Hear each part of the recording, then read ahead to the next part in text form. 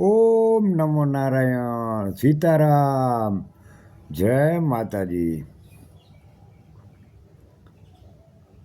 પહેલાંના યુગમાં સાધુ સંતો હતા ને, એ તપ બહુ કરતા, પછી એટલી બધી સિદ્ધિ પ્રાપ્ત કરતા કે પોતાનું આસન 4-5 ફૂટ અધર લઈ લેતા અને અધર બેસીને સાધના કરતા, ભગવાનના ભજન કરતા. અને પછી સેવકોને ભક્તોને બધે ખબર પડતી કે બાપુ બહુ સિદ્ધ પુરુષ છે, એટલે એને પગે લાગે, બાપુમાં સાધુમાં ભગવાન જોય. પહેલાંના યુગમાં આમ બહુ માનતા, એ ચમત્કારી સાધુ કહેતા એને.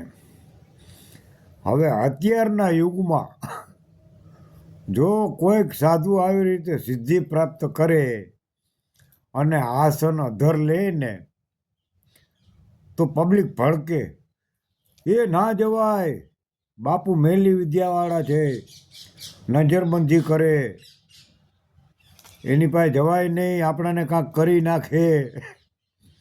એટલે અત્યારના યુગમાં પબ્લિક સાધુઓને ચમત્કાર બતાવે ને એટલે તરત એમ કે બાપુ મેલી વિદ્યા જાણે. સાધુને મેલી વિદ્યાને શું લેવા દેવા? હે સત્ય છે, સાચું જ છે. હાલો, ઓમ નમો નારાયણ, સીતારામ, જય માતાજી. મજામાં ને બધાય?